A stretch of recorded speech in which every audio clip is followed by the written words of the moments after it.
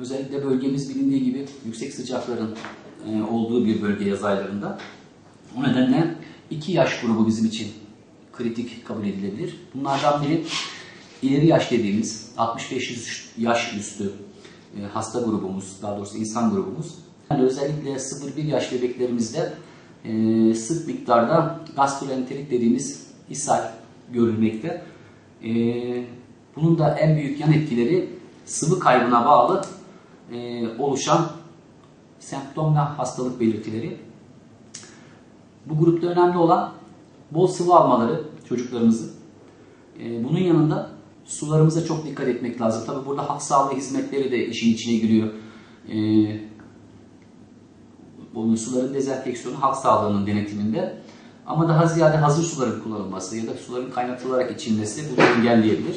İleri yaş grubuna geldiğimizde, ileri yaş grubunda özellikle hipertansif hastalar, yani tansiyon yüksekliği olan hastalarımız, kalp hastalığı olan hasta grubu risk grubu altında.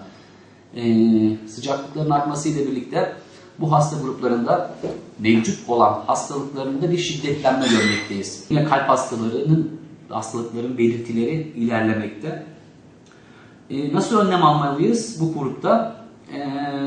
Genellikle güneş ışınlarının daha dik olarak vurduğu zaman aralıklarında genelde dışarıya çıkmamalarını öneriyoruz bu tür hasta gruplarına. Daha çok saat 11 ile 4 arası.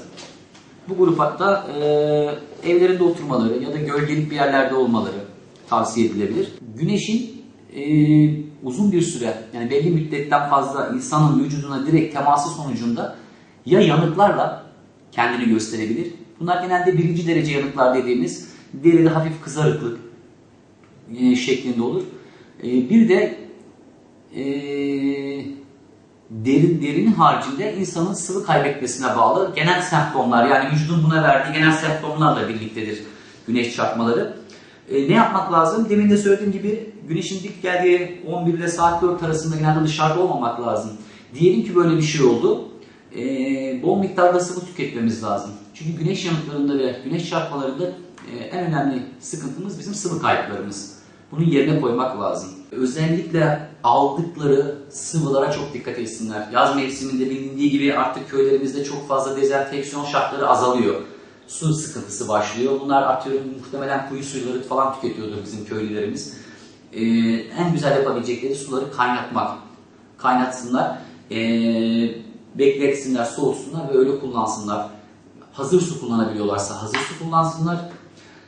Eğer gelişmiş olan bir ishal vakası meydana gelmişse çocuklarında en yakın hastaneye başvurmalarını öğreniriz. Hani özellikle yaygın bir görüş vardır. Bu yanlış düşünce şudur. Eğer çocuk ishalse biz buna sıvı yemek vermezsek otomatikman düzelir bir anlayışı var. Bu çok yanlış bir anlayış.